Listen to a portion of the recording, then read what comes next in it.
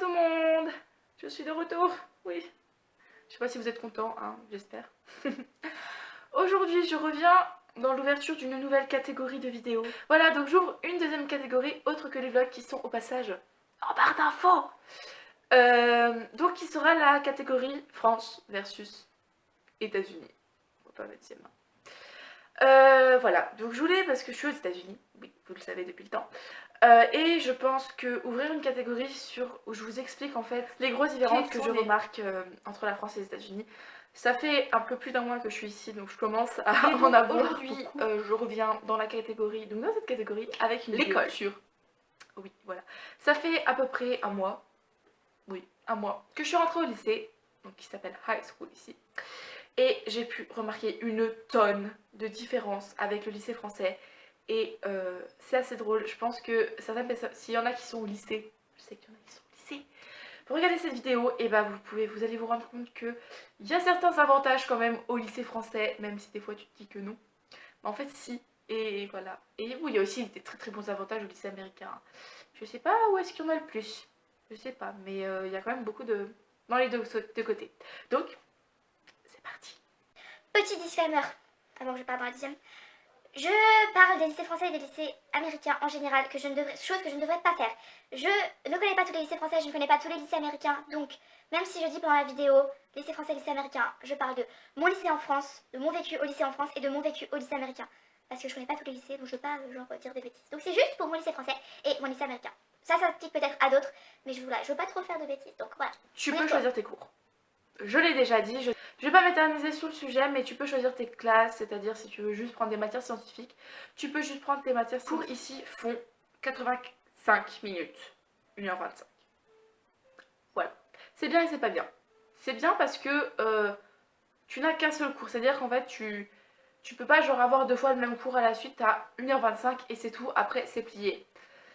Mais des fois 1h25, je vous avouerai que c'est assez long. Des fois, ton heure 25, elle passe très très très lentement, surtout quand c'est la dernière de la journée, donc le quatrième bloc. Ces journées de cours sont en général plus courtes si on fait une généralité sur la semaine, tout simplement parce que on fait 8h-15h tous les jours avec 30 minutes de pause au milieu pour manger et c'est tout. En France, moi je sais que dans mon lycée en France, je pouvais faire 8h midi, 2h 6h, 8h midi, 1h 5h, ça variait. Moi c'est 8h, 11h15, 11h45, 15h. Voilà, la pause c'est pour manger. On a une greenhouse, donc en gros une serre au lycée. Et si j'ai bien compris, une partie des légumes qu'on mange au lycée sont fabriqués par les gros jardins, enfin les jardins en fait qu'on a à côté. Et la greenhouse, personnellement, moi j'y vais, je vais pousser des plantes. Oui, je suis une petite jardinière.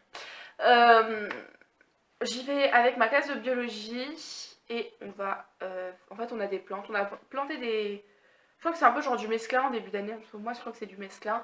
Et en fait, quand tu veux, tu vas arroser tes plantes, tu vas les frotter comme ça. Je sais pas, ça sert à les rendre plus fortes à ce qui paraît. Voilà, et je trouve ça super sympa, surtout que c'est c'est en cours quoi, et c'est vrai que c'est tellement cool de faire dans mon lycée à moi. Des plantes. Mais j'en ai entendu parler par d'autres exchangers. Il y a des lycées qui ont des classes qui s'appellent food class, où en gros tu fais à manger dans ta classe. Je n'ai pas ça dans mon lycée, je suis un peu deg personnellement de ne pas l'avoir, mais c'est trop cool. On peut manger en classe. Voilà. Alors, manger et boire en classe, c'est possible ici. Moi j'ai eu un peu du mal au départ. Boire comme ça la bouteille en cours ça va encore, mais ce que j'ai eu le plus de mal, c'est que sérieusement dans certains cours, alors souvent c'est dans le dernier bloc, parce que dans le dernier bloc c'est de 1h30 à 3h et clairement t'as mangé à 11h15 et donc il y en a qui commencent à avoir faim, il y en a qui ont sport après. Donc du coup en fait ils sortent les barres de céréales. Alors c'est pas manger genre du riz, non, mais genre tu manges une pomme, tu manges une barre de céréales, tu manges des donuts. Je hais les personnes qui mangent des donuts en cours. 90% des profs sont ok pour ça. C'était un peu bizarre les premiers jours, maintenant je m'y suis faite. Moi personnellement je ne mange pas en classe simplement parce que je ne mange pas en classe, c'est tout. Voilà. Mais il y a beaucoup de monde qui il y a des... Alors je sais pas comment ça s'appelle, je suis désolée. Vous savez, genre des fois quand on est dans les gares, il y a des machines où tu mets des pièces et ça fait tomber à manger. Je suis désolée. J'ai pas du tout le mot en tête. Il y en a au lycée. Mais genre il y en a peut-être 5 ou 6.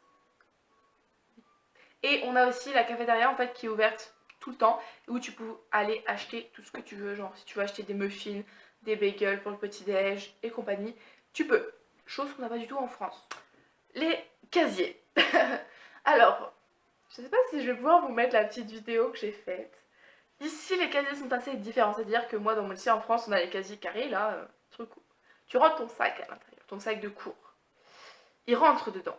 Ici, les casiers sont à peu près fins, voilà, ils sont aussi larges que ma main. C'est pas grand. Et aussi grand que moi. Donc en fait, ils sont très très fins et très très grands. Donc déjà, pour faire rentrer un sac à l'intérieur, essaye non. Et t'as un deuxième casier plus haut. Personnellement, je suis obligée de me mettre sur la pointe des pieds pour l'atteindre. On adore être petite. Et où tu peux mettre tes affaires de cours. Et c'est vrai que c'est super différent. Je trouve ça super drôle. Il y a au moins, je sais pas, 400 casiers. Ouais, bon, il y en avait 400 aussi dans mon lycée français. Mais en fait, tous les murs sont remplis de casiers. Quand tu marches dans le couloir, il y a des casiers partout. Mais tout fin. C'est trop bizarre. Mais on s'y fait en fait. Hein. On s'y fait avec le temps. En fait, quand on a le sac de sport, on pense à enlever les baskets, à les mettre en bas du casier et à mettre le sac de sport écrasé dans le casier. La salle de sport. Alors déjà, au sol de la salle de sport, donc on a un immense terrain de basket.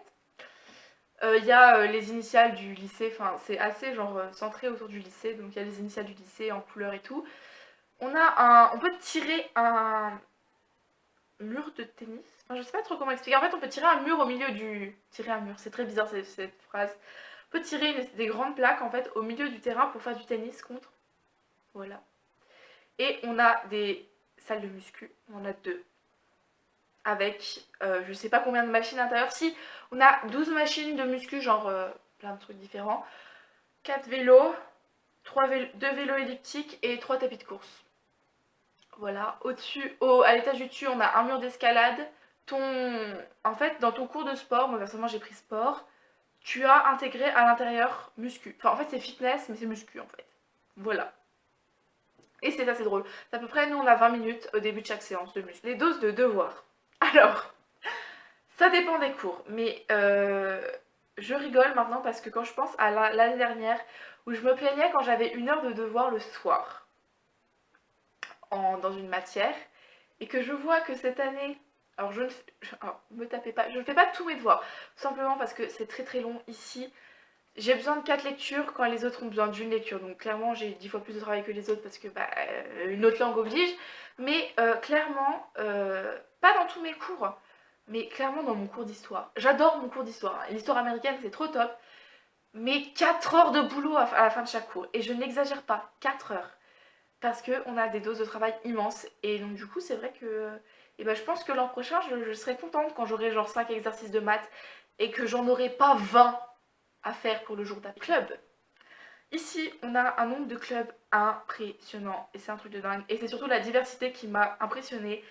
Il y a des clubs jardinage, il y a un Intera-club dans lequel j'ai signé, il y a plein de clubs, il y a des clubs pour les... Enfin, c'est un truc de dingue le nombre de clubs qu'il y a, je crois qu'il y a une quinzaine, même une vingtaine de clubs différents pour genre...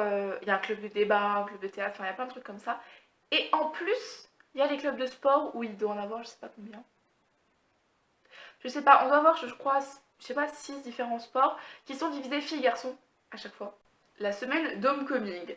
Donc en France, nous on a, vous savez, les réunions parents-prof en début d'année où les parents rencontrent nos profs.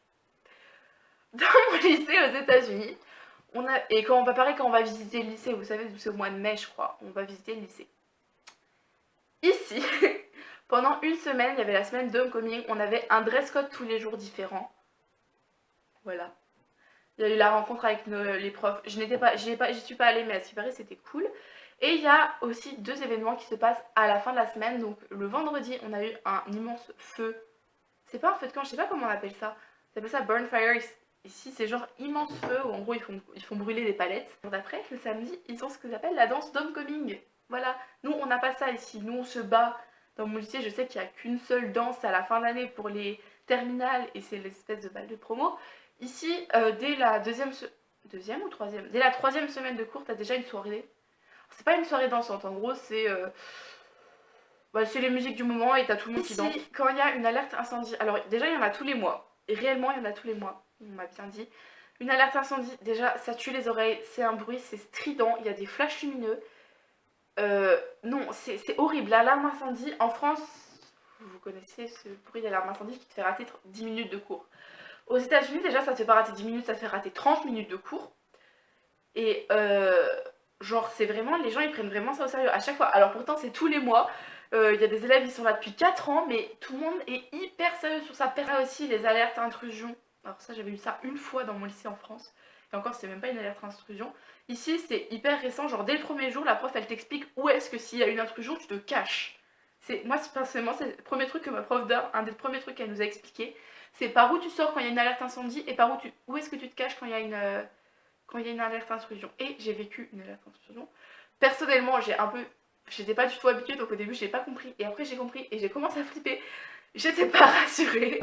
Il y a les daily announcements. Daily announcement. C'est un truc tous les jours qu'on a au début de notre deuxième bloc. En gros, c'est qu'est-ce qui va arriver pendant la semaine, s'il y a des choses importantes qui se passent, s'il y a un match, s'il y a des clubs qui se réunissent ou des trucs comme ça tous les jours. S'il y a les anniversaires aussi. Mon anniversaire est à la fin de l'année scolaire. Je n'ai plus cours, je n'aurai pas mon anniversaire souhaité. Comment tu t'habilles ici et les gens s'en foutent totalement. Commenter le niveau de tolérance ici et genre voilà, vous ne voyez même pas ma main tellement il est haut. Il y a des clubs pour vraiment, genre il y a un club que je trouve super cool qui est en fait pour toutes les personnes par rapport à l'orientation sexuelle, genre le respect ici est au maximum. Et voilà. Et voilà, et je trouve ça, c'est un truc de dingue. Je dis pas qu'en France il n'y a pas de respect, mais je m'en suis pas rendu, je m'en rendais pas compte ici.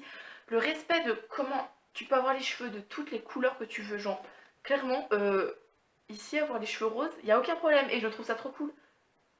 Écoutez, dites-moi s'il y a une couleur qui pourrait bien m'aller. Ça peut être cool.